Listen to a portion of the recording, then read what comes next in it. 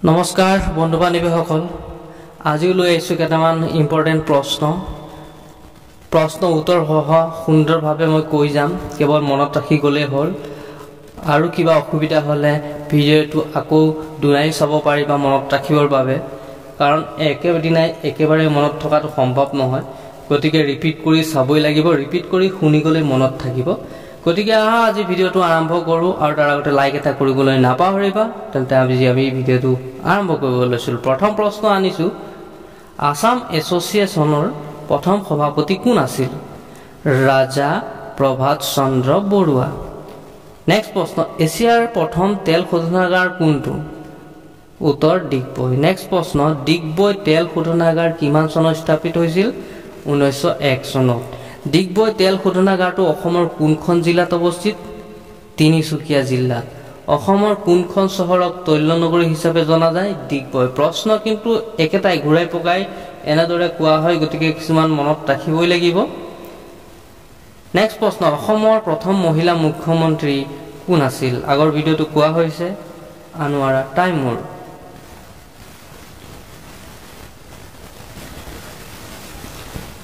Next প্ৰশ্ন অসমৰ জাতীয় পক্ষী কি দেওহা অসমীয়া গদ্য সাহিত্যৰ জনক কোন ভট্টদেৱ নেক্সট প্ৰশ্ন ভট্টদেৱৰ সম্পূৰ্ণ নামটো কি উত্তৰ বৈকুণ্ঠনাথ ভাগৱত ভট্টাচাৰ্য নেক্সট প্ৰশ্ন অসমত মুঠ কেইখন বিশ্ব ঐতিহ্য ক্ষেত্ৰ আছে দুখন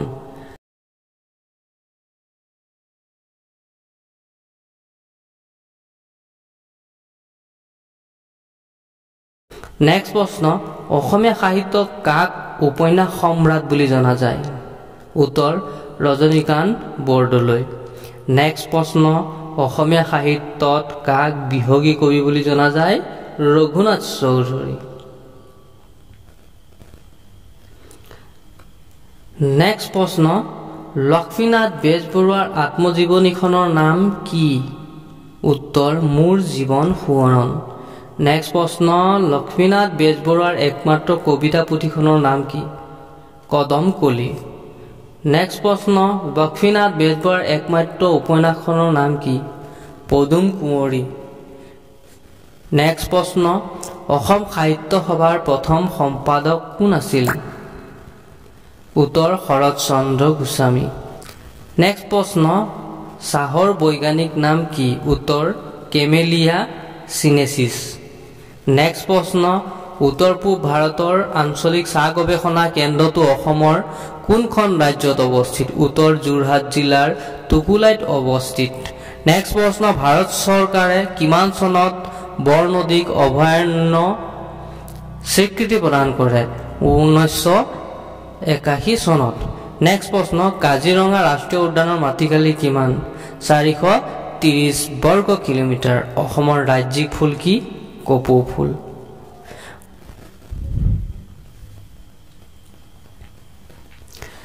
নেক্সট প্ৰশ্ন উত্তৰ পূব সীমান্ত ৰেলৱেৰ মুখ্য কাৰ্যালয় ক'ত অৱস্থিত মালিগাঁৱত অৱস্থিত নেক্সট প্ৰশ্ন উত্তৰ পূৰ্বাঞ্চলৰ দুৱাৰমুখ স্বৰূপ বুলি কোনখন চহৰক জনা যায় উত্তৰ গুৱাহাটী অসমৰ প্ৰথম বিমান চালকজনৰ নাম কি উত্তৰ মহানন্দ দাস নেক্সট প্ৰশ্ন দিছপুৰৰ আগতে অসমৰ ৰাজধানী ক'ত আছিল শ্ৰীলংত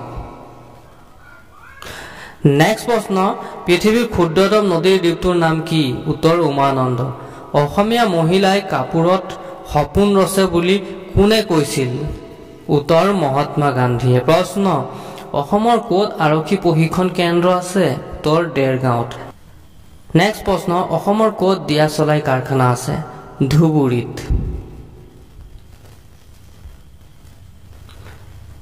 নেক্সট প্ৰশ্ন কটন কলেজ কিমান চনত স্থাপন কৰা হৈছিল 1901 চনত অসমৰ কোন ঠাইত সাৰৰ কাৰখানা আছে উত্তৰ নামৰূপ নেক্সট প্ৰশ্ন অসমৰ একমাত্ৰ মানসিক চিকিৎসালয়খনৰ ক'ত অৱস্থিত উত্তৰ তেজপুৰ অসমৰ কোনখন ঠাইত মৰাপাটৰ কাৰখানা আছে শিলঘাট নত সূৰ্য বুলি কাক জনা যায় উত্তৰ ফণী শৰ্মা নেক্সট প্ৰশ্ন প্ৰথম অসমীয়া উপন্যাসখনৰ নাম কি উত্তৰ ভানুমতী নেক্সট প্ৰশ্ন কাৰ ৰাজত্ব কালত ৰংঘৰ নিৰ্মাণ কৰা হৈছিল উত্তৰ প্ৰমত্ত সিংহ।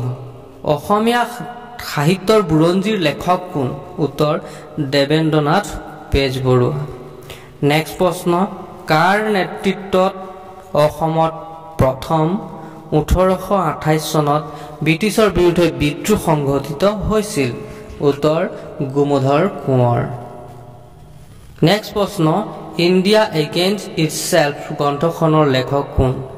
উত্তৰ ডক্টৰ সঞ্জীৱ বৰুৱা।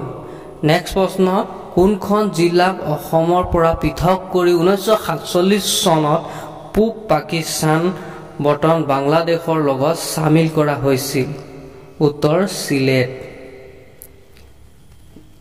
এইটো এটা ইম্পৰ্টেণ্ট প্ৰশ্ন, মনত ৰাখিব লাগে। নেক্সট প্ৰশ্ন, কনকলতা বৰুৱাই কোনটো স্বাধীনতা আন্দোলনত শ্বহীদ হৈছিল? উত্তৰ ভাৰত ত্যাগ আন্দোলনত।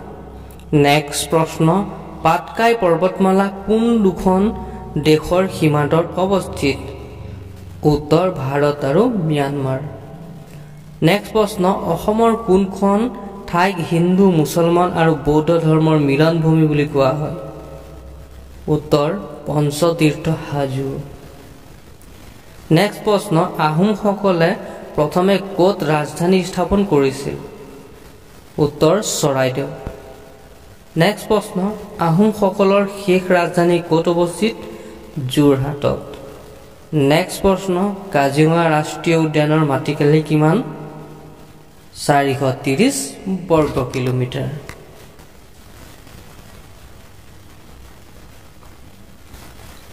নেক্সট প্ৰশ্ন, অসমৰ কোনখন জিলা আটাইতকৈ বেছি বনাঞ্চলেৰে আগুৰি আছে?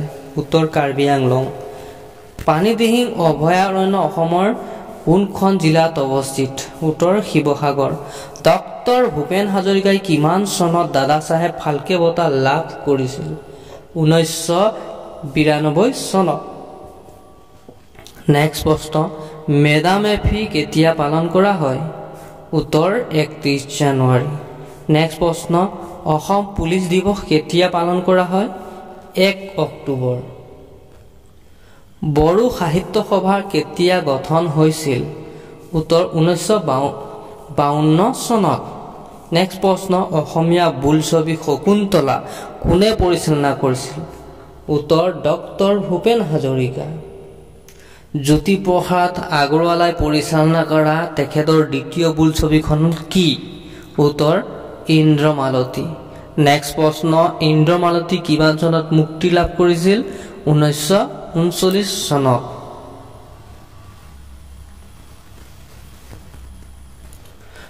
অসম দিৱস কেতিয়া পালন কৰা হয়?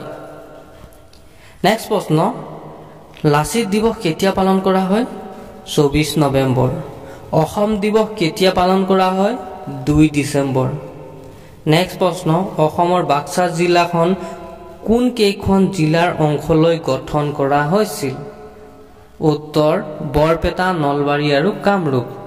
নেক্সট প্ৰশ্ন, পোনপ্ৰথমে কোনে ৰামায়ণ অসমীয়ালৈ অনুবাদ কৰিছিল? উত্তৰ মাধৱ কন্দলী।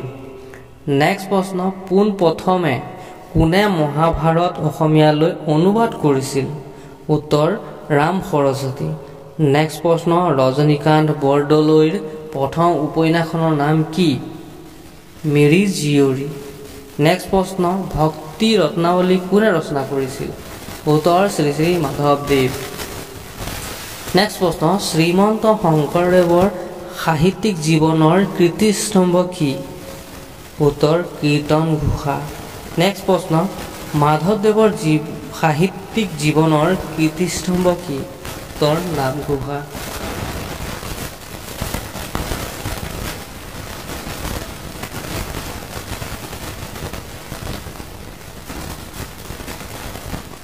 নেক্সট প্ৰশ্ন, অসমৰ সৈনিক স্কুল কোনখন ঠাইত অৱস্থিত?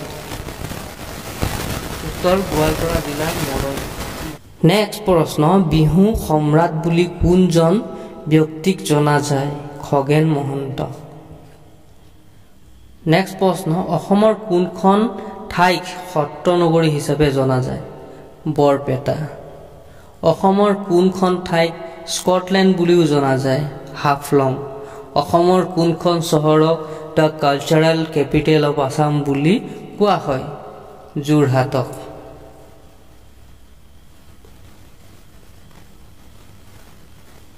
নেক্সট প্ৰশ্ন অসমৰ প্ৰথম বেচৰকাৰী মহাবিদ্যালয়খনৰ নাম কি উত্তৰ জগন্নাথ বৰুৱা কলেজ যোৰহাট নেক্সট প্ৰশ্ন কেতিয়া মাজুলী এখন জিলা হিচাপে স্বীকৃতি লাভ কৰে 2016 চনৰ 8 ছেপ্টেম্বৰ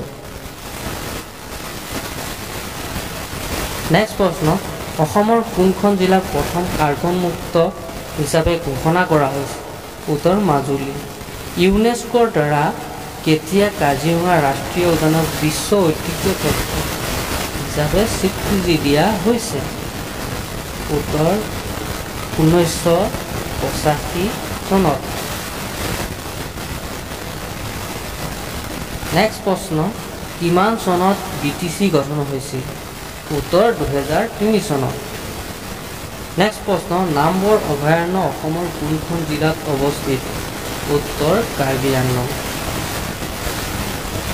নেক্সট প্ৰশ্ন শ্ৰীমন্ত শংকৰদেৱৰ মৃত্যু কেতিয়া হৈছিল 1568 চনত নেক্সট প্ৰশ্ন শ্ৰী শ্ৰী মাধৱদেৱৰ মৃত্যু কেতিয়া হৈছিল উত্তৰ 1596 চনত নেক্সট প্ৰশ্ন ইটাখুলি ৰণ কেতিয়া হৈছিল 1682 চনত আজিলৈ প্ৰশ্ন উত্তৰ শিতান ইমানতে অন্ত পৰিল আজিৰ শিতানটো কেনে লাগিল আজিৰ ভিডিঅ'টো কেনে লাগিল কমেণ্ট এটা নিশ্চয় কৰিবা আৰু ভিডিঅ'টো লাইক কৰিবলৈ নাপাহৰিবা এনেবোৰ ভিডিঅ' পাই থাকিবলৈ চেনেলটো এতিয়াই সাবস্ক্ৰাইব কৰি দিয়া ফেচবুকত চাই যদি ফলো কৰিবলৈ নাপাহৰিবা ধন্যবাদ লগ পাম নেক্সট ভিডিঅ'ত জয় আই অসম ধন্যবাদ